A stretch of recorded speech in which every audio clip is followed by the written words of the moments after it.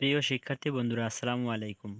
আজ আমি তোমাদের শিল্প ও সংস্কৃতি বইয়ের প্রাণের গান অধ্যায়ের ৭১ ও ৭২ পৃষ্ঠার দুটি কাজ করে দেখাবো। তো ৭১ পৃষ্ঠার কাজটি দেখা যাক। এখানে বলা হয়েছে শিল্পী আব্বাস উদ্দিন আহমেদের শিল্প সম্পর্কে আরও জানার চেষ্টা করব। তো আমরা কি জানতে পেরেছি দেখি। সমাধান: শিল্পী আব্বাস উদ্দিন আহমেদ সম্পর্কে বলতে গেলে অনেক কথাই বলতে হয়। এই অধ্যায়ে তার সম্পর্কে বেশ কয়েকটি তথ্য দেয়া আছে, যা তোমরা পরে নেবে। তিনি এমন একজন শিল্পী যার সম্পর্কে হাজার তথ্য থাকলেও কিছু বাদ থেকে যায়। শিল্পী আব্বাস উদ্দিন আহমেদের সম্পর্কে অতিরিক্ত কিছু তথ্য নিয়ে দেয়া হলো। বিরল প্রতিভার অধিকারী ছিলেন আব্বাস উদ্দিন আহমেদ। তিনি কোনো ওস্তাদের কাছে গান না শিখেও আপন প্রতিভা বলে সঙ্গীত ভুবনে আলোকিত করেছেন। যাত্রা, থিয়েটার ও স্কুল কলেজের সাংস্কৃতিক প্রোগ্রাম তিনি অংশগ্রহণ করতেন। তিনি কিছুদিন ওস্তাদ জমির উদ্দিন খানের কাছে উচ্চাঙ্গ সঙ্গীত শিখেছিলেন। রংপুর ও কোচবিহার অঞ্চলের ভাওয়াইয়া, খিরোল, চটকা গান গেয়ে আব্বাস উদ্দিন আহমেদ ব্যাপক সুনাম অর্জন করেছেন। তিনি অনেক পালা গান, বিচ্ছেদ গানও গেয়েছেন। তিনি কাজী নজরুল ইসলাম, জসিমউদ্দিন, গোলাম মোস্তফা প্রমুখের ইসলামী ভাবধারায় রচিত গানের কণ্ঠ দিয়েছেন। আব্বাস উদ্দিন আহমেদ ছিলেন প্রথম মুসলমান গায়ক যিনি আসল নাম ব্যবহার করে এইচএসডি থেকে গানের রেকর্ড বের করতেন। আমার শিল্পী জীবনের কথা ১৯৬০।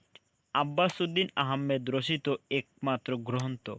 আব্বাস উদ্দিন আহমেদ মোট ৪টি চলচ্চিত্রে অভিনয় করেন: বিষ্ণুমায়া ১৯৩২, মহানিশা ১৯৩৬, একটি কথা ও ঠিকাদার ১৯৪০। ঠিকাদার ছবিতে আব্বাস উদ্দিন আহমেদ একজন কুলির ভূমিকায় অভিনয় করছেন। তার কিছু গানের মধ্যে উল্লেখযোগ্য ছিল: ও মোর রমজানের ওই রোজার শেষে এলো খুশির ঈদ, আল্লাহতে যার পূর্ণ ঈমান, আমার গলার হার খুলে নে, আল্লাহ মেঘ দে পানি দে, মাঝি বাইয়া যাও রে, ফান্দে পড়িয়া বগা কান্দে, নদীর কূল নাই প্রভৃতি। তিনি ১৯৫৯ সালে মৃত্যুবরণ করেন। ৭২ পৃষ্ঠায় আছে এই পাঠে আমি যা শিখেছি তা সম্পর্কে লিখি। এই পাঠে আমি যা শিখেছি তা সম্পর্কে লিখি। সমাধান: এই পাঠে আমি ভাটিয়ালি ও সারি গানের বৈশিষ্ট্য জানতে পেরেছি এবং গান দুটিকে বৈশিষ্ট্য অনুযায়ী চিহ্নিত করতে পেরেছি। এরপর আমি আঞ্চলিক গান সম্পর্কে জানতে পেরেছি। আমাদের দেশে প্রচলিত আঞ্চলিক সঙ্গীতসমূহ সম্পর্কে বিস্তারিত তথ্য সংগ্রহ করে তা বন্ধু খাতায় লিখে রেখেছি। এছাড়া এই অধ্যায়ে আমি কাহার বা তাল সম্পর্কে জানতে এবং কাহার বা তালের বৈশিষ্ট্যসমূহ চিহ্নিত করতে পেরেছি।